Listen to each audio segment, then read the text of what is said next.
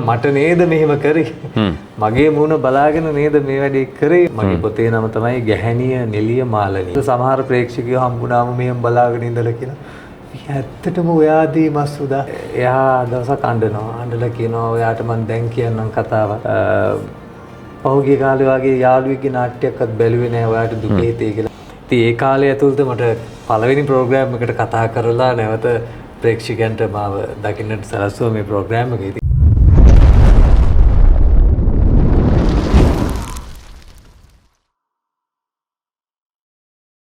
වර්තමානයේ වෙන විට මේ ඊටාම කාර්යබහුල රංගන ශිල්පියෙක් අපිත් එක්ක ඉන්න අපි කලිනුත් ඔහුත් එක්ක ප්‍රෝග්‍රෑම් එකක් කරා. එතකොට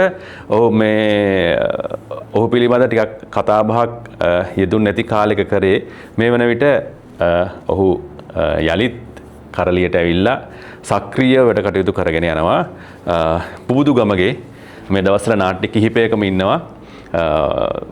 මං හිතන්නේ ඉදිරියේදී ජනප්‍රියම නළුවා විදිහටත් සම්මානයක් හිම ගණී කියන බලාපොරොත්තුවකුත් තියෙනවා. බලමු නේද ඉතින් කොහොමද ඉතින් වැඩ කටයුතු? අයිබෝන්. ඇත්තටම වැඩ කටයුතු ඉතාමත් සුන්දර විදියට කරගෙන යනවා. ඒ වගේම ස්තුතිවන්ත වෙනවා මට ආරාධනා කරාට මොකද මට මතකයි කාලයක් මං ශේත්‍රයේ පහුගිය ටිකේ දකින්නට හම්බුනේ නැහැ. ඉතින් ඒ කාලය ඇතුළත මට පළවෙනි ප්‍රෝග්‍රෑම් එකට කතා කරලා නැවත ප්‍රේක්ෂකයන්ට මාව දකින්නට සලස්වුවා මේ ප්‍රෝග්‍රෑම් එක. ඒ නිසා බොහොම කැමැත්තෙන් තමයි අද ඔයාලගේ ප්‍රෝග්‍රෑම් එකට මම ආවේ. ඇත්තටම දැන් ආයි හිඩන් වෙන එකක් නැහැ නේද? දැන් මං හිතන්නේ ඒක සැඟවුන්නේ නැහැ. ඒක මොකක්ද ඕනික අමුතු මත ටිකක් ගියා. ඊට පස්සේ දැන් निराකරණය වෙලා තියෙනවා. සක්‍රියව දැන් ඉන්නවා නේද? ඔව් ඇත්තටම කලිනුත් එහෙම හිටියා. ඇඟුනේ නෑ. හංගල තිබ්බා වගේ එකක් තමයි. හංගල තිබ්බා වගේ එකක් උනේ. වටිනා දේවල් හංගලා තියෙනවනේ. අනිවාර්යෙන් මං හිතන්නේ ඉතින් ඒ අවශ්‍ය වෙලා නේද? අර මොනවාද රබර් බෝලයක් වුණා තියන්න බැහැලුනේ නේද? බැහැනේ නේද?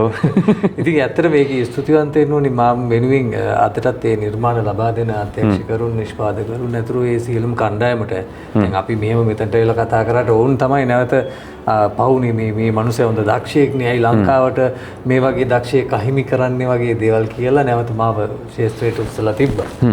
බොහොම ස්තුතිවන්ත වෙනවා ඒ වගේම ආදරණීය ප්‍රේක්ෂකයන්ට. ඕනි තාමත් අදින්ව මේ මොහොතේ වැළඳගෙන ඉන්නවා. මේ දවස්වල මේ මොන චරිතයෙන්ද ඔබ හඳුන්වන්නේ ප්‍රේක්ෂකයෝ? මේවයි දැන් මගේ නම නම් අමතක වෙගෙන ගිහිල්ලා තියෙන්නේ. දැන් මස්සුදා කියන නමින් තමයි ගොඩක් අය කතා කරන්නේ. ඉතින් හරි අභියෝගාත්මක චරිතයක්. ඒ වගේම ප්‍රේක්ෂකයෝ තදින් වැළඳගත්ත චරිතයක් බවට පත් වෙලා තියෙනවා. ඇතැම් ප්‍රතිචාර හැමෝම මම පවා නිරුත්තර වෙලා තියෙනවා මගේ ජීවිතේ. මොනවාද නිරුත්තර වුණ අවස්ථා මොනවද තියෙන්නේ? නෑ මෙහෙමයි. දැන් මූලික වශයෙන් මම හැම චරිතයකටම මගේ පැත්තෙන් වෙන්න ඕනි සාධාරණේ මම කරනවනේ. ඉතින් ඒ හින්දා මම මසුදා කියන්නේත් ඒ වගේම සාධාරණයක් කරපු චරිතයක්. හැබැයි අපි අර අතේ ඇඟිලි වගේ හැම චරිතයකටම සාධාරණයක් කළාට ප්‍රේක්ෂකයන්ගේ පැත්තෙන් එක එක චරිත වැළඳගන්නේ එක එක ප්‍රමිතින් වලට. ඉතින් මේ මසුදා කියන චරිතය ඇත්තටම මේ ප්‍රේක්ෂක ප්‍රතිචාර කොච්චරද කියනවනම් මට මාව අමතක වෙලා තියෙනවා. හරියට නිකන් පාරේදී හම්බුනහම මේ ගෙදර නෑදෑයෙක් හිතවතෙක් හා සමානව කතා කරනවා. මේ ඉතින් ඒ වගේම මේ මසුදා කියන නමින් තමයි අමතන්නේ. ඒ වගේ ගොඩාක් මේ ආදරණීය ප්‍රේක්ෂක ප්‍රතිචාර ගොඩක් තියෙනවා. ඉතින් අපි පස්සට ඒව කතා කරමු. මොකද ඒක විශේෂයෙන්ම දැන් මම පෞද්ගලික දවස්වල දැක්කම විශේෂයෙන්ම දැන් ඔබගේ Facebook ගිණුම ඉතාලම හොඳින් මම දැක්ක මේන්ටේන් කරගෙන ගිහිල්ලා තියෙනවා. ඒ කියන්නේ ඉක්ුත් කාලයකට වැඩිය වර්තමානයේ වෙන විදිහට සක්‍රිය වෙලා තියෙනවා. ඒ කියන්නේ Facebook එක ඔබ මේන්ටේන් කරගෙන ගොඩක් දෙනෙක් ඒක කරන්නේ නැති දෙයක්. ඒ කියන්නේ මේන්ටේන් කරනවා. අර ඩිසිප්ලින් තියාගෙන යනවා මම දැක්කා. ඔව් ඇත්තටම මම දවසකට එක පෝස්ට් එකක් වගේ දානවා. ඉතින් ඒකට මම දැන් මේක කිව්වම විශේෂයෙන්ම ෆෑන්ස් එකට බොහොම ආදරෙන් ආමන්ත්‍රණය කරනවා. මම සමහරක් වගේ ආටිස්ට් දැකලා තියෙනවා මේ ප්‍රේක්ෂකයොත් එක්ක ටිකක් පොඩි වලිත් යනවා ඔය Facebook එක ඇතුලේ. දැන් ඔබ එහෙම කරන්නේ පොඩි ඩිසිප්ලින් එකක් ඇතුව යනවා මම දැක්කා. ඔව් වලිනක් නෑ ජොලි තමයි තියෙන්නේ. මෙහෙමයි දැන් අපි කියමුකෝ ප්‍රේක්ෂකයන්ව අපිට දැන් ඉස්සර වගේ නෙමෙයිනේ. අපි ශේත්‍රයට එන මුල් කාලේ කෝල් කරනවා ගොඩක් වෙලාවට ලියුම් එවනවා. තාමත් තියෙනවා ප්‍රේක්ෂකයෝ එවපු ලියුම්.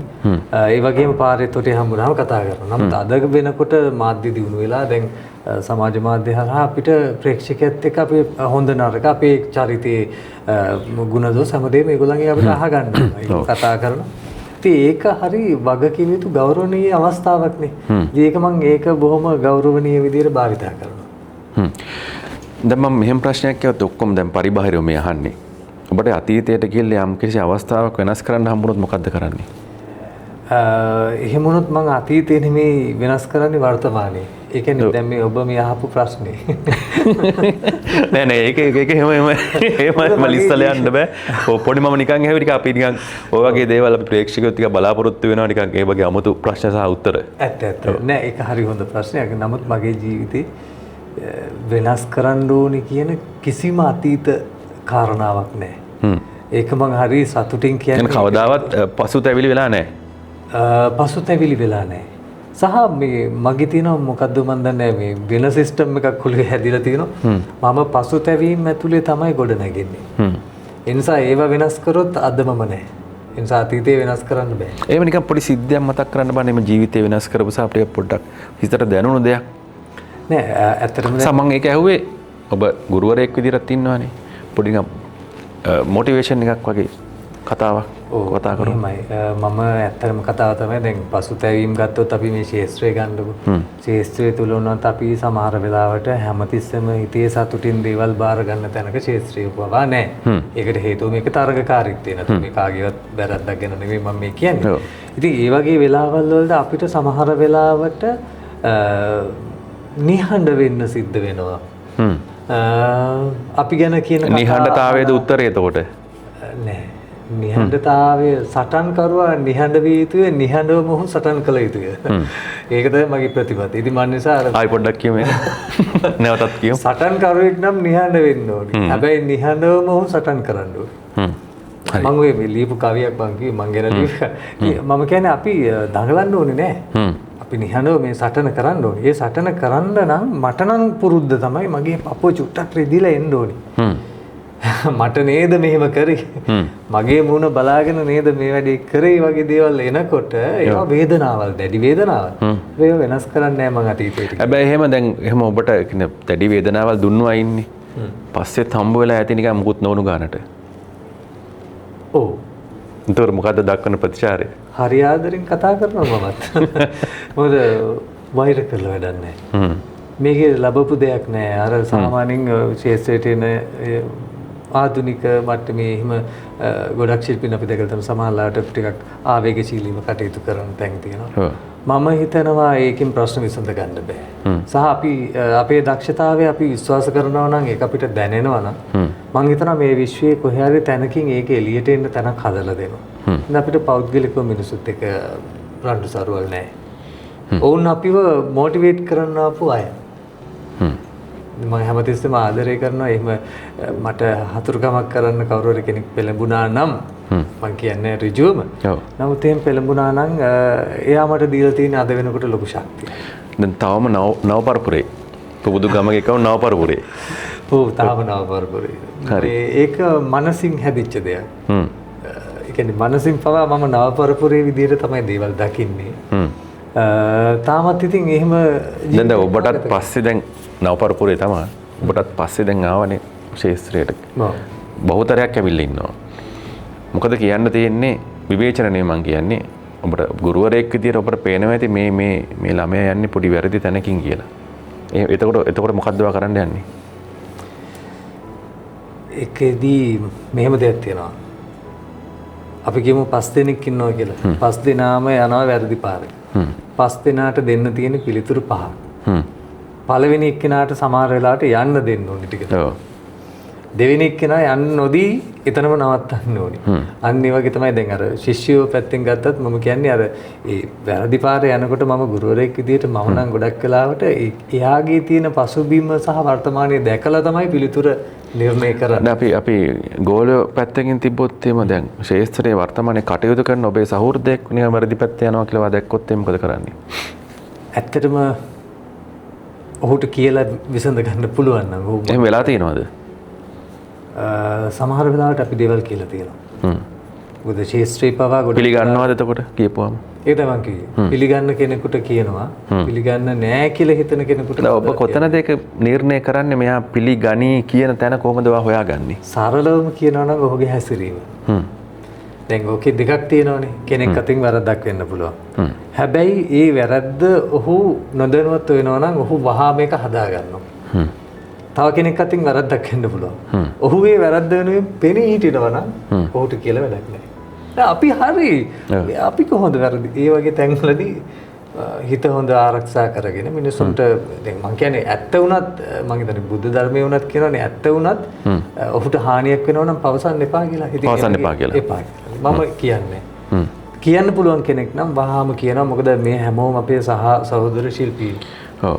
දැන් මේ ශේෂ්ත්‍රයේ දැන් අලුතෙන් එන අය ගොඩක් ඉන්නවා. මම ඔබ ගුරුවරයෙක් හින්දා මම මේ ප්‍රශ්න ටික ඇහුවේ. දැන් ඔබ දකින විදිහට මේගොල්ලන්ගේ තියෙන දැන් ශේෂ්ත්‍රයට එන්න ලේසිනේ දැන් ඇත්තටම බැලුවොත් එහෙම. ඉතාලම ඉක්මනින් ආව හැකි කියන්නේ අද වීඩියෝ එකක් කරලා සමාජ මාධ්‍යයට දාපුවම හෙට උදේ ජනප්‍රිය වෙන්න පුළුවන්. හරිද? ඒක සාමාන්‍යයෙන් මම සාපේක්ෂයි ඒක හොඳ පැත්ත හෝ නරක පැත්තට ගිය හැකි. නමුත් අර ඔයා නිකන් හිතන්නකෝ දැන් මේ ගොඩාක් අය එහෙම එනවනේ. එහෙම එන අයගෙන් ටිකක් වැඩිපුරම දකින දුර්වලතාවය මොකද්ද? වැදගත්ම දුර්වලතාවය තමයි එන්නේ වේගෙන්නේ. ඒ වේගෙන්ම මේ ගමන යන්නත් හදනවා. ඔව්. ඒක කරන්න බෑ. ඒ කියන්නේ අද මාධ්‍ය භාවිතාවත් එක්ක ෂණිකව එකරයින් එන්න පුළුවන්. හැබැයි එකරයින් මේ ශාස්ත්‍රීය ගමනක් යන්න බෑ. ඉතින් අන්න ඒ වගේ එන කලබලයි පොඩි. කලබලයි කියන්නේ වේගවත්, උවමනාව වැඩි, දැඩි. ඒ නිසා ඒක පස්සේ hama යනවා. ඉතින් එතකොට සමහර වෙලාවට වටේ පිටේ දේවල් ඒ දේවල් අදාළ කරගන්න නැතුව තමන්ගේ ගමන ගැන විතරක් හිතලා කටයුතු කරන අවස්ථා අපි දැකලා තියෙනවා. නමුත් මම මේ මෙතනදී ගොඩාක් පරිස්සම් වෙනවා. හේතුව මේ අලුතෙන් එන ශාස්ත්‍රයට එන අය මොනියම් හෝ ආකාරයකට මම විශ්වාස කරනවා එන්න ඕනි. අනිවාර්යයෙන්ම පැමිණිය යුතු වෙන්නේ පවතින්නේ හේතු වෙන්නේ. ඔව්. පැවතීම තමයි පොඩි ප්‍රශ්නයක් තියෙන්නේ. ඉතින් ඒක ගොඩක් වෙලාවට අපි එන කාලේ අපි දන්නෙත් නැහැ. අපිත් සමහරවිට අනාථ වෙලා ගිය තැන් තියෙනවා. ඉතින් ඒ වගේ වෙලාවට මොකද්ද හේතුවකට මොකද්ද පිනකට අපේ ප්‍රවීණයන් ජේෂ්ඨයන් අපිට කතා කරලා මල්ලි ඔක කොහොම නෙවෙයි කරන්න ඕනි. ඔයා එතනදී එහෙම කරන්න එපා කියලා ඒ වගේ ගොඩක් උපදෙස් දීලා තියෙනවා. දැන් සමහරක් විට දැන් ඔය ශේෂ්ත්‍රය ආපු කාලේ ටිකක් සියල්ල එපා වෙලා තියෙද්දි අත් නොහැරේට පොඩි ඩිරෙක්ටර් කෙනෙක් ඉන්නවද? අධ්‍යක්ෂවරයෙක් ඉන්නවද? ඒක මාව මාව කවුරුත් අතහැරියේ නැහැ. එකම දේ සමහර අධ්‍යක්ෂකවරු අද ඉන්නවා කාලානුරූපීව ශාස්ත්‍රයෙන් සමුගෙන ඉන්නවා. ඉතින් ඒක ගැන මමත් දුක් වෙනවා. මොකද සමහර වෙලාවට මේ රංගන ශාස්ත්‍රයට වඩා වේගෙන් මේ තාක්ෂණය කියන එක දියුණු වෙනවා. කැමරාව දියුණු වෙනවා. මයික් එක දියුණු වෙනවා. මෙතඩ් එක දියුණු වෙනවා. ඉතින් එතකොට ඒවා හැමෝම අප්ඩේට් උනේ නැති වුනහම ඇතම් ජේෂ්ඨයන් උනත් මම දැකලා තියෙනවා මේ ශාස්ත්‍රයෙන් සමුගෙන අද වෙන වෙන දේවල් වල නිරත වෙමින් ඉන්නවා. ඉතින් ඒ ගැන නම් මට සාධාරණ කනගාටුවක් තියෙනවා. මොකද මේ ලංකාවේ අපි කොච්චර කතා කරත් මේක විධිමත්ව ඉගෙන ගන්න පුළුවන් තැන් තියෙන හරි අඩුයි. ඒකත් හැමෝටම බෑ. දැන් ඒක ඇයි මේ විධිමත්ව ඉගෙන ගන්න තැන් නැත්තේ? මොකක්ද ඒකට හේතුව? ඒක මං හිතන්නේ මොකද්ද අභිරහසක්. ඔව්. නැත්නම් මමත් ඔය හේතුව ලංකාවේ බහුතරයක් භාවිතා කරන කලා මාධ්‍ය ටෙලිනාට්‍ය ශාස්ත්‍රය. එතකොට ඒ පිළිබඳ විධිමත් අධ්‍යාපනයක් ලබා දෙන්න තියෙන අඩුම අවස්ථාවන් තියෙන්නේ මේ ශාස්ත්‍රයේම තමයි. දැන් උදාහරණයක් විදිහට අපි ගමුකෝ දැන් පාසල් විෂය නිර්දේශයට මම සෑහෙන සටන් කරා. මේ නාට්‍ය රංගකලාව තියෙනවා. මම කිය රූපాయని හා ඒ සබ්ජෙක්ට් එක අද වෙනකොට නැහැ. හැබැයි ලංකාවේ බහුතරයක් දෙනා ඒ ටෙලිනාට්‍ය ශාස්ත්‍රයේ ටෙලිනාට්‍ය බලන ඉතින් ඒක හමුවේ අපිට සැඟවුණු උත්තරයකුත් ඕක ඇතුලේ තියෙනවද කියලා මට පොඩි සැකයක් තියෙන. ඒ කියන්නේ මේ ශාස්ත්‍රයට ගොඩක් අය එන එක පිළිබඳ මොකක් හරි හැංගිච්ච දෙයක් තියෙනවද මන් දන්නේ නැහැ. මොකක් හෝ දෙයක්. හැබැයි ඉතින් මම පුළුවන් විදිහට මේ මොකද මම විශ්වවිද්‍යාලයේදී මගේ සබ් එක විදිහට මම කරේ ෆිල්ම් ඇන්ඩ් ටෙලිවිෂන්. ඉතින් ඒකෙදි මම දැක්කා මේ විෂය ඉගෙන ගන්න තරමට මේකේ බබලවන්න පුළුවන් කියලා. ඉතින් ඒක නිසා මේක අපි ජාතික වශයෙන් හිතුවට සමහරවල් මේක ජාත්‍යන්තර වශයෙන් බලපෑම් ඇති වෙනවනේ. දැන් අපි ෆිල්ම් ඉන්ඩස්ට්‍රි එක ගත්තොත් එහෙම සතේ ලංකාව තරඟ කරනවා අසල්වාසී ඉන්දියාවත් එක්ක තව රටවල් එක්ක නේද? මේ හැම රටකම මේකේ තරඟයක් තියෙනවා. ඉතින් මේ තරඟය අපිට මේ රටක් විදිහට නෙමෙයි මේ ජාත්‍යන්තර වශයෙන් මේකට බලපෑම් එල්ල වෙලා තියෙන්න පුළුවන්. හරි නේද? ඉතින් ඒ නිසා ගොඩක් වෙලාවට මේ සබ්ජෙක්ට් ගැන අවධානය නම් අඩුයි. ඉතින් අපි මෙතනදිත් යෝජනා කරමු මේ වගේ විෂයන් පාසල් විෂය නිර්දේශයට ඇතුළත් කරන්න කියලා. දැන් ඕක තේරුම් අරගෙන තමයි මට බොහොම ඒ සම්බන්ධ පොඩි වේදනාවක් ඇවිල්ලා ඒ වෙනුවෙන් මම ලංකාවේ පළවෙනි children's movie academy එක පටන් ගන්නවා ෆිල්ම් මම එතෙන්ට එන්න හැදුවේ දැන් ඔබගේ වෘත්තිමය කියන්නේ රංගනයට අමතරව ඒ කියන්නේ ගුරුවරයෙක් අමතරව නෙවෙයි මම හිතන්නේ ප්‍රධානම කාර්යය අමතරව දැන් අමතරව දැන් මම වඩාත් කැමති ඔබ ඒ කියන්නේ මේ පැත්තට ගුරුවරයෙක් විදිහට හඳුනන මොකද ඔබගේ ඒ සමකාලීනව ඒ කියන්නේ ඔය වගේ ඔය පැත්තට යමු නැහැ ඒ ගැන අපි කතා කරමු පොඩ්ඩක්. දැන් මං ගුරු වෘත්තිය කියන එකට දැන් නම් චුට්ටක් බයයි. ඒකට හේතුව ඇබ්බැහි වෙන සුළුයි. මන් දන්නේ හැමෝටම මේක සාතු සාධාරණද කියලා. නමුත් මේ දරුවෙක්ට උගන්වලා ඒ දරුවා හැදිලා මෙහෙම උඩට එනකොට රඟපානකොට ඉතින් අපේ විෂය රඟපෑම මූලික කරගෙන තියෙන්නේ. දැන් ගෝලියෝ ටිකක් ඉන්නව ඇතිනේ ශේෂ්ත්‍රයේ. ගොඩක් ඉන්නවා. ශේෂ්ත්‍රයේත් ඉන්නවා. ඉතින් මම ওই ගෝලයා කියන වචනේ මම අර මේ මොකක්ද ඔබ භාවිත කරන්නේ? ශිෂ්‍යයා. ශිෂ්‍යයා. ගෝලියෝ ඉන්නේ ලොරියේ. ශිෂ්‍යයා. කඩේ ඉන්නවා. ශිෂ්‍යයා. ශිෂ්‍යයා කියන්නේ අපිවත් සමාන අපි කටවචන කොහොමද ඉතින් ගෝලයා කියන එක තමයි පාවිච්චි කරන්නේ ඒක අපි. නෑ මම ඒක ආදරණීය විදිහට කිව්වේ ඒක ශිෂ්‍යයා. ශිෂ්‍යයෙක්. මං හරි ආසයි ශිෂ්‍යයෙක් හදන්න. ඔහු මාව පස්සේ එන්න ඕනේ. සමහරවිට ඔහු තැනකට ගිහිල්ලා මාව එතනට ගන්න පුළුවන් වෙන්න ඕනේ. ඉතින් ඒ වගේ පොඩි පිරිසක් මගේ වටේ ඉන්නවා. ඉතින් අද වෙනකොට මං සෑහෙන කාලයක් මේක ශාස්ත්‍රයේ උගන්වලා තියෙනවා. කලා ශාස්ත්‍රයේදී එක තිරේ රඟපාන්න හම්බෙලා තියෙනවා. ඒ කියන්නේ ඔබගේ ශිෂ්‍යයොත් එක්ක රඟපාන්න හම්බෙලා තියෙනවා. ඉතින් ඒ වගේ මේ බොහොම හරි සතුටුදායක අවස්ථාවල් වලට මුහුණ දෙන්න පුළුවන් ගුරුවරයෙක් විදියට. ඒ කියන්නේ මම කියන්නේ මෙහෙමයි. මේකේ මට සතුටු වෙන්න දේවල් තුනක් තියෙනවා. දැන් කෙනෙක් අපි කියමුකෝ රඟපාන්න එනවා. එතකොට ඔහු රඟපෑමෙන් සතුටු වෙනවා. තව කෙනෙක් රඟපාන්න එනවා ශිල්පයක් දැනගෙන. එතකොට රඟපාලත් සතුටු වෙනවා ශිල්පය දන්නව නේද කියලාත් සතුටු වෙනවා. මං වගේ මිනිසෙක් රඟපෑමට ඇවිල්ලත් සතුටු වෙලා ශිල්පය දැනගෙනත් සතුටු වෙලා ඒ ශිල්පය කාට හරි උගන්වලත් සතුටු වෙනවා. එතකොට සතුටු වෙන්න ඕනි කාරණා තුනක් තියෙනවා. ඒ හින්දා මේ මම සතුටු වෙනවා ගුරුවරයෙක් විදිහට ගුරුවරයෙක් සහ නළුවෙක් විදිහට මගේ භූමිකාව කරගෙන යන්න. ඔබ පිළිබඳ පැතිරුණු දරුණුම කටකතාව මොකද්ද? පැතිරිලා නැහැ කියලා කියන්න එපා. මොකක් හරි අනිවාර්ය මොකක් හරි. ඔව් මට සාමාන්‍යයෙන් නළුවෙකුට කියන කටකතා එහෙම මට අඩුයි.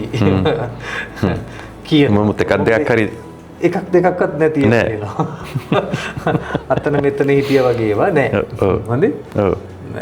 හැබැයි මේ මං කොනේ තරහකාරයෝ නිසා නෙවෙයි තරඟකාරයෝ නිසා ඇති වෙච්ච යම් කිසි කටකතා තියෙනවා. එකක් තියෙනවා මේ ලංකාවේ නෑ කියලා මං කිව්වේ මම විශේෂයෙන් අවුරුදු ගානක් එන්නතු හිටියත් ඔය කතා හින්දානේ. දැන් සද්දේ මට කතා කරනකොට චේතනයක් තමයි මූලික කරලා තියෙන්නේ. චේතනයක් කියලා නෑ නෑ අඩු ගානේ කෝල් එකක් හරි දීලා බලන්න. ඒ කෝල් එක නිසා තමයි පිරිමි ළමයි නාට්‍යයට එන්නේ. එතකොට ඒ වෙනකොට ගිහිල්ලා තිබ්බේ ඔහු ලංකාවේ නෑ. තව ගිහිල්ලා තිබ්බ ඔහු වැඩ කරන්නේ නෑ. ඉතින් ඒ වගේ ලොකු මේ පොඩි කටකතා දැන් ඔය මුකුත් නෑ. දැනුත් තියෙනවා. තියෙනවද? ඒ කියන්නේ දැන් කියනවා මේ එහෙම ලේසියෙන් වැඩකට එන්නේ නෑ. ඔව්. එහෙම හැම වැඩක් මෙයා බාරගන්නේ එයා මේ කියන වැඩ ටික විතරයි කරන්නේ වගේ ඒවා ටිකක් මට ආවා. ඔය සමහරක් අපේ සිවායගේ ඒ කණ්ඩායමේ ඉන්න ඉඳ වෙන්න ඇති බොහෝ විට එහෙම කියනවා ඇත්තේ. මම හිතන්නේ ඒක ඇත්තටම එතනට ඒ කණ්ඩායමේ සමාජික වෙලනත් ලේසි නෑ මං හිතන්නේ. ලේසිම නෑ. ඔව්. මොකද ඒ සඳහා නළුකම විතරක් තිබිලා මදි. මනුස්සකමත් එක්ක බද්ධ වෙච්චි කණ්ඩායම් හැංගීමක් එතන තියෙන්නේ. අපි ඒ ටීම් එක ගැනත් අනිවාර්යයෙන්ම කතා කරන්න ඕනේ. ලංකාවේ මං හිතන්නේ මේ ටෙලිනාට්‍ය ශාස්ත්‍රය ගත්තොත් නළුවෙකුගේ ඔය හීනයක් තමයි එතනට එන එක. දැන් සමහර වෙලාවට සමහර රංගන ශිල්පීන් මට කියලා තියෙනවා මේ ඒගොල්ලන්ට ඇහෙනවලු මේ උඹලා විතරද මං මේ නාට්‍ය වල ඉන්නේ කියලා. දැන් ඒකට හේතුව මේ රංගපෑම විතරක් දැනගෙන එන නළු නිළියෝ එතන නැහැ. ඔව්. ඒගොල්ලෝ කාලයක් වැඩ කළේ ඉතින් ඒකනේ සාර්ථකත්වයේ රහස නේද? දැන් අපි කියනවානේ රංගපෑමට හැර අනිත් ගොඩාක් දේවල් මේකේ තියෙන්න ඕනේ. ඒ මනුස්සකම සහෝදරත්වය ඊට පස්සේ ඉවසීම ඊට පස්සේ අපි කියමුකෝ අපේ භාෂාවෙන් ගොතෙන් පොළු තියන්නේ නැහැ ෂූටින් වලට. ඔව්. ඒ කියන වෙලාවට එනවා වැඩ කරනවා. අන්න ඒ දේවලුත් මං හිතන්නේ ඕන් තදින් බලනවා. නැත්තම් ඒ ටෙලිනාට්‍ය කරුවාව ලේසියෙන් කරන්න බෑ. ඉතින් එතකොට ඒ කණ්ඩායමේ සමාජිකයෙක් වෙන්න මට ලැබීමත් මං හිතනවා මේ මගේ නළු ජීවිතේ වාසනාවන්තම මේ දෙවන්තම මං ළඟා කරගත්ත අවස්ථාවක් කියලා. හරි අපි ඊළඟට කතා කරමු දැන් නිලි රෙජින සම්බන්ධයෙන් චිත්‍රපටයක් හදනවා මේ දවස්වල. රජිනී කියලා. අරුණ ජයවර්ධන අරුණ අයියා ඩිරෙක්ට් කරන්නේ. ඔබත් අර මාල්නී අක්ක සම්බන්ධව දෙයක් කළා නේද ඒ දවස්වල ලිව්වා නේද දෙයක්? ඔව්. ඒක පොතක්. ඔව්. ඒක අරුණයට කිව්වද ඒක සම්බන්ධවත් මෙහෙම කරා කියලා? නෑ තාම එහෙම ලොකු හෙලිකිරීමක් කරලා නෑ. ඔව්. නමුත් ඒ පොතේ නමේ ඉඳන්ම මම ආසයි. මගේ පොතේ නම තමයි ගැහැණිය නෙලිය මාලනිය. ඔබ චිත්‍රපටයට සම්බන්ධයිද? නෑ චිත්‍රපට සම්බන්ධ නෑ. නමුත් මම කැම්පස් එකේ ඉන්නකොට මම චරිතාපදානයක් තමයි මගේ ෆස්ට් ඩිග්‍රී එකට මම කැම්පස් එකට දෙන්නේ. එතකොට ඒකෙදි මම මාල්නි ෆොන්සේකා රංගවේදිනිය තෝරගන්නවා මේ රංගන ශිල්පිනිය එතුමිය නිලි රැජින. එතුමිය ගැන පොතක් කරන්න ලැබීම මම හිතුවා මගේ විශ්වවිද්‍යාල ජීවිතේත් මාළද භාග්යක් වෙන්න ඇති කියලා. ඉතින් ඒ හොස්සේ මම ගොඩාක් කරුණු හොයාගෙන ගියා. මට ගොඩාක් අය උදව් කරා. ඉතින් අදටත් ඒ පොත මගේ ළඟ තියෙනවා. අපි බලමු ඉදිරියේදී පොත එලි දක්වන්න. මොකද ඒ පොත ළඟ තියාගත්තොත් මං විතරනේ කියවන්නේ. ඔව්. අපි සමාජයට ඒ පොත දෙමු. ඒක ගැහැණිය නිලිය මාලනී කියන පොත. හරි. මට හිතෙනවා ටෙලි නාට්‍ය කරන්න කියලා මේ ඔය පිරිමි ළමයි නාට්‍ය කරන්න කියලා වෙච්ච අමතක නොවන පොඩි සිදුවීම් එකක් දෙකක් මතක් කළොත් එහෙම ඒක මං හිතන්නේ ප්‍රේක්ෂකයෝ බොහොම කැමති වෙයි. පිරිමි ළමයි නාට්‍ය තිබ්බ හැම සිදුවීමක්ම අමතක නොවන සිදුවීම් තමයි. ඔව්. ඒ කියන්නේ මෙහෙමයි. දැන් මගේ චරිතය ගත්තොත් මස්සුදා කියන චරිතය නිර්මාණය කරන්න ගොඩාක් අභියෝග වලට මුහුණ දෙන්න සිද්ධ වුණා. මම හිතන්නේ ඔබට මතකයි මම පළවෙනි වැඩසටහනේ ඔබත් එක්ක කරනකොටත් මම මීට වඩා ටිකක් ශරීරයෙන් මහත් වෙච්චි පොඩක් එහෙම ස්වභාවයක තමයි හිටියේ. කොහොම හරි සද්දය මට චරිතය දුන්නට පස්සේ මට කතා කළා කොහොම මල්ලි අපි තව චුට්ටක් කෙට්ටු වෙමුද කියලා. ඉතින් මම ඒ කියපු ගමන්ම මට ආවා මගේ වැරද්ද වටහා ගත්ත ගමන් මම සාමාන්‍යයෙන් ක්‍රියාත්මක වෙන කෙනෙක්. මම කිව්වා ඊ මට දවස් 20ක් දෙන්න. දවස් 20ක් මේ එහෙම එක පාට කෙට්ටු වෙන්න එපා. ඉතින් ඒකට චුට්ටක් ෂූට් කරලා තිබ්බේ. ඊට පස්සේ චරිතය අඳුර ගන්න බැරුවයි. මම කිව්වා නෑ නෑ අයි මම සාමාන්‍ය විදිහට ටික ටික අඩු කරගෙන යන්නම් කියලා දවස් 15ක් වෙනකොට මම දැටි වෙහසක් අරගෙන මේ ශරීරය කෙට්ටු කරගෙන චරිතයට සූදානම් වුණා. ඒ වෙනින් විඳ දුක අංක 1 අමතක නොවන අත්දැකීම. ඊට පස්සේ චරිතය සඳහා ගියාට විඳ දුක ගැන පොඩ්ඩක් කතා කරමු. මොකක්ද ඒ දුක කියලා? ඒ කියන්නේ දැන් අපි කියමුකෝ ශරීරයක් කෙට්ටු කරගන්නවා කියන්නේ දවස් 15 මම හිතන්නේ කැම බීම නවත්තන්න ඕනි, ව්‍යායාම වල නිරත වෙන්න ඕනි, මානසික සෞඛ්‍ය රැක ගන්න ඕනි. ඊට පස්සේ කෑම පෙනි නිශ්ශබ්දව ඉන්න පුරුදු වෙන්න ඕනේ. ඒක තමයි අමාරු වෙන්නේ. අමාරු වෙන්නේ. කොහොම හරි දැන් වෙනකොට ඕන කෑමක් ඉදිරි නිසලව ඉන්න පුළුවන් ඒ ප්‍රැක්ටිස් එක. මානසික විනය. ඒක ගොඩනගා ගන්න ඕනි. ලේසියෙන් එහෙම කරන්න අමාරුයි. දෙවෙනි කාරණේව කියන්නේ. ඊට පස්සේ මම ඒ චරිතය නිරූපණය කරනකොට ඉතින් ඇත්තටම සෙරපු දෙකක්වත් දාන්න නැති. කොහොමද ලොකේෂන් තිබුණේ? ලොකේෂන් තිබි ගොඩක් වෙලාවට ඉංගිරිය හොරණ ගෝනපල ඒවට එතකොට සෙරෙප්පු දෙකක් දාන්නේ නැහැ. ඊට පස්සේ ඔහු අර කිලුටු වගේ ඉතින් ඇඳුම් ඇඳගෙන බුලත් පිට කාගෙන එහෙම ඉන්න චරිතයක්. ඉතින් ඒ මස්සුදා එහෙමනම් පුදුගමගේ මෙහෙම වුණා කියලා හරියන්නේ නැහනේ. මමත් ඔහුගේ චරිතයට ඇතුළත් වෙන්න ඕන. මොකද සමහර ප්‍රේක්ෂකයෝ හම්බුනාම මෙහෙම බලාගෙන ඉඳලා කියනවා මේ ඇත්තටම ඔයාදී මස්සුදා කියලා. ඉතින් මට ඒක හරිම වටින කමෙන්ට් එකක්. හේතුව ඒගොල්ලෝ විශ්වාස කරනවා ඒ කියන්නේ මේ ඒ වෙනස මම නිරූපණය කරලා තියෙනවා කියලා. කියන්නේ අංග රචනයේට හාගේ වෙනසක් තියෙන්න ඕනේ. නැත්නම් එහෙම කියන්නේ නැහනේ. ඉතින් එතකොට මේ වගේ වෙලාවට දැන් කටු ඇනෙනවා. මං හිතන්නේ මේ කකුල වල ඇනිච්ච කටු මෙපමණයි කියන්න බෑ. දුවන්න තියෙනවා, ඇවිදින්න තියෙනවා, සෙරපු දෙකක් නැහැ, කැලේ යන්න තියෙන්නේ, දඩයක් ආරෙක්ගේ චරිතයක්. ඒ දුකත් අමතක වෙන්නේ නැහැ. ඒ වගේම ওই බුලත් ටික කනකොට ඉතින් ඇත්තටම හරි සැරක් තියෙනවනේ ඒකේ. ඔව්.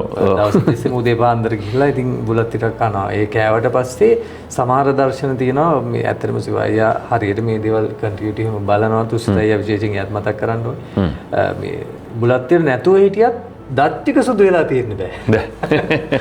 ඒ කියන්නේ එහෙමනේ බුලත් ටික කන කෙනෙක්ගේ විදිහටම ඉන්න ඕනේ. ඒ දත්වල තියෙන කහ පහයක් තියාගෙන දැන් කොහොම හරි දවල්ට කනකොට කෑමවල රස දැනෙන්නේ නැහැ. ගෙදර ගිහිල්ලා සෑහෙන වෙලා කරන් පොඩි කැස්සක් වගේ එකක් යනවා. ඒ වගේ ගොඩාක් වෙලාවට මේ ඒ චරිතය වෙනුවෙන් සෑහෙන දුකක් වින්දා.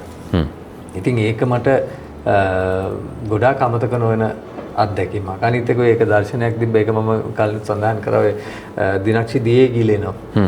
එතකොට ඉතින් මේ දිනක්ෂිව උස්සගෙන යන්න තියෙන්නේ.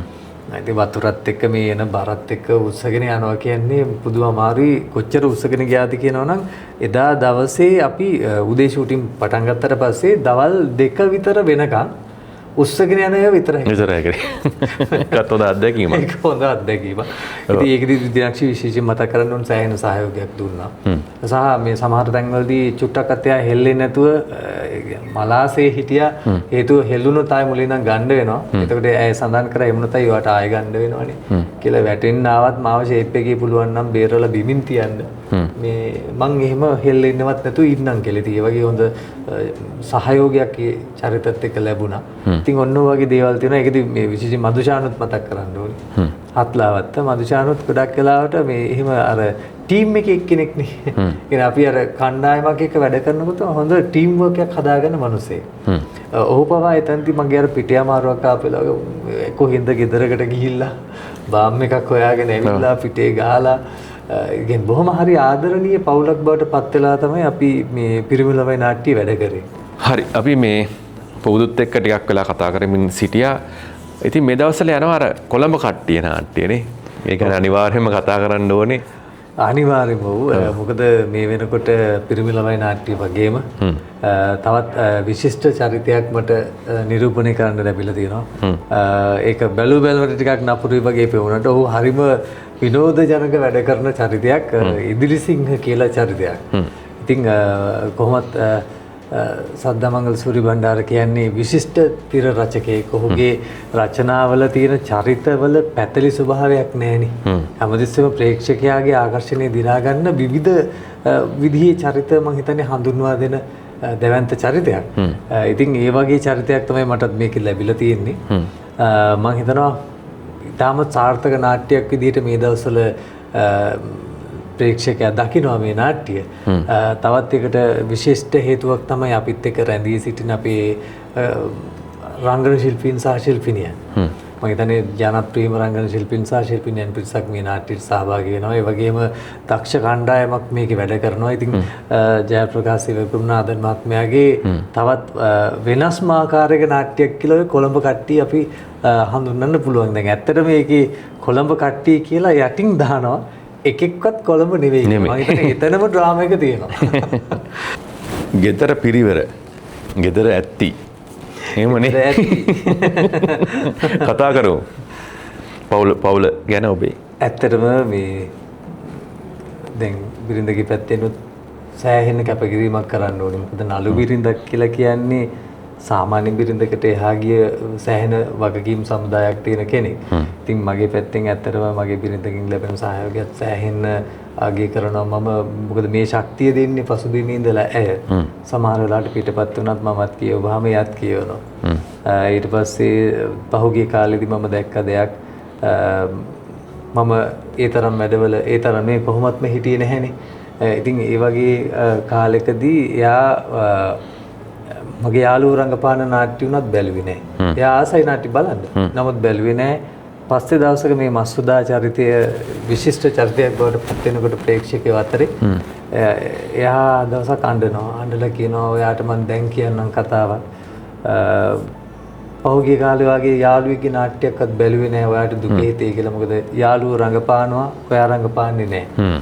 ඉතින් ඒ හින්දා මම ඒ වගේ මේ ඉවසලා ඔයා වෙනුවෙන් යහපතක් වෙන්න කියලා ප්‍රාර්ථනා කරා. අද ඔයා ඉන්න තැන ගැන මට හරි සතුටුයි කියලා එයා ඇඬුම්බරව මට ඒ වෙලාවේ කියනවා. ඉතින් ඒ වගේ අර හැමතිස්සෙම මේ මගේ පැත්තෙන් සමහර වෙලාවට තියෙනවා අපි ෂූටින් යනවා ගොඩක් වෙලාවට කාර්ය බහුලයි. ඇය කෙරේ සමහරකට ඇය ගැන දේවල් හොයලා බලන්නත් බැරි අවස්ථා ගොඩක් වෙලාවට තියෙනවා. ඉතින් ඒ වෙලාවට ඇයගේ මව ඒ වගේ දැන් අර ඥාති පිරිසගේ සහයෝගයෙන් තමයි සමහර කාරණා බැලන්ස් කරගන්නේ. ඉතින් ඒ වුණාට ඒ කැපකිරීම විශේෂයෙන්ම නළුවෙකුට සෑහෙන බලපානවා ඉදිරි ගමනට. ඒ ගැන මේ බිරිඳ ගැනත් මම බොහොම ආදරෙන් මතක් කරනවා මේ වෙලාවේදී. දැන් මොනවද ඉදිරි වැඩ කටයුතු? මොනවද තියෙන කරන්නේ? වැඩ කටයුතු ගොඩක් තියෙනවා. ඔබේ ප්‍රේක්ෂකයන්ට මොන වගේ නිර්මාණ වලින්ද දකින්න හම්බ වෙන්නේ ඉස්සරහට? දැන් අපිට ඉදිරියේදී එන්න නියමිතයි සීනි මූවි එක. සජිත් අග්මීමන මහත්මයාගේ. ඔය කීවෙනි චිත්‍රපටයද එතකොට? මගේ තුන්වෙනි චිත්‍රපටය ආකාශ කුසුම්. ආකාශ කුසුම් ඊට පස්සේ තව එකක් කරා. ඒක මේ තාම විකාශයට ආවෙ නැති එකක්. නම මොකක්ද ඒක සදා තාම ඒක තාම සඳහන් කරලා තිබෙන්නේ නැහැ. මොකද අවසාන මොහොතේ නම් දන්නේ. ඊට පස්සේ ඊළඟට සීනි සීනි මූවි එකට පස්සේ දැන් මේ දවස්වල සිනමා නිර්මාණයක් සඳහා නැවත පිටපත් කියවීමක ඉන්නවා. ඉතින් එතකොට සීනි මූවි එක මම හිතනවා මේ විශිෂ්ට ලංකාවේ ඉන්න ජනප්‍රිය රංගන ශිල්පීන් ටිකක් දක්ෂ රංගන ශිල්පීන් ටිකක් ඉන්නේ. ඒක හොඳ සාර්ථක තැනකට යයි කියලා. කවුද සීනි මූවි එකේ කවුද? ඒකේ අපි වැඩි විස්තර දැම කියන්නේ සහ ඒකේ කිසිම තොරතුරක් එළියට තාම දෙන්නේ නැහැ. මොකද ඒක ප්‍රේක්ෂකයාට පළවෙනි වතාවට දැකීමෙන් අඳුනා ගන්න තමයි සිනමා නිර්මාණය කරලා තියෙන්නේ. හරි.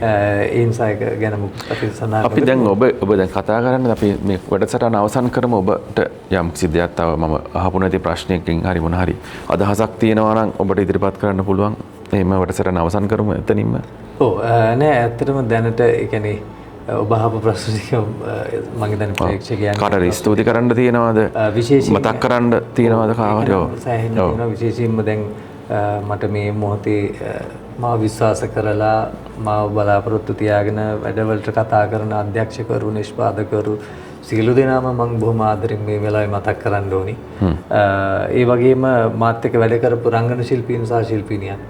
දැන් මම කලිනුත් කිව්වා පිරිමි ළමයි කණ්ඩායමේ වුණත් ඒ වගේම සිත නිදි නෑ නාට්‍ය, පිරිමි ළමයි නාට්‍ය, ඊට පස්සේ මේ වගේ තව නාට්‍ය ගණනාවක් ඉදිරියේදී මේ එන්න තියෙන නාට්‍යත් තියෙනවා. ඒ හැම එකකම ඉතාමත් හොඳ සහෝදරයෝ ටිකක් වගේ බැඳීමක් තියෙන රංගන ශිල්පීන් සහ ශිල්පිනියන් පිරිසක් අපිට හම්බුණා. ඉතින් ඒ නිසා ඔවුන්ටත් මම ස්තුතිවන්ත වෙනවා. මොකද තනියෙන් චරිතයක් නිරූපණය කරන්න බෑ. දැන් ඇත්තටම පිරිමි ළමයි නාට්‍ය වුණත් ඒ දිනක්ෂිලා මధుචානලා රුවන්ලා ඒගොල්ලෝ ඒ දීපු සහයෝගය නැත්තම් තනියෙන් මස්සුදා හදන්න බෑ. ඉතින් ඒ නිසා මේ එහෙම හොඳ හදවත තේරුම් ගත්ත පිරිසක් අපිත් එක්ක ඉන්න ඒ සියලු දෙනාටම මම පොදුවේ ස්තුතිවන්ත වෙනවා. ඒ වගේම විශේෂයෙන් මතක් කරන්න ඕන මගේ ආදරණීය රසික රසිකාවියන්. ඔවුන් පුදුම ආදරයකින් මට සලකනවා. මේ මොහොතේ මම හිතන්නේ ලංකාවේ මාව ඔසවා තබන්න පුළුවන් ඉහළම තැනට ඔවුන් මාව ඔසවලා තියෙනවා. ඉතින් ඒ ගැන මම බොහොම ස්තුතිවන්ත වෙනවා. මොකද මං වගේ තවත් රංගන ශිල්පීන් පිරිසක් මේ ලංකාවේ ඉන්නවා. ඒ වගේ දක්ෂයන්ට මේකේ වැළලීලා යන්න දෙන්නේ නැතුව ඔවුන් උඩට ගත් එකට මම ප්‍රේක්ෂක ආදරණීය රසික ජනතාවටත් මම බොහොම ස්තුතිවන්ත වෙනවා. ඒ වගේම ඔබටත් බොහොම ස්තුතියි මේ වැඩසටහනට මට කතා කරාට.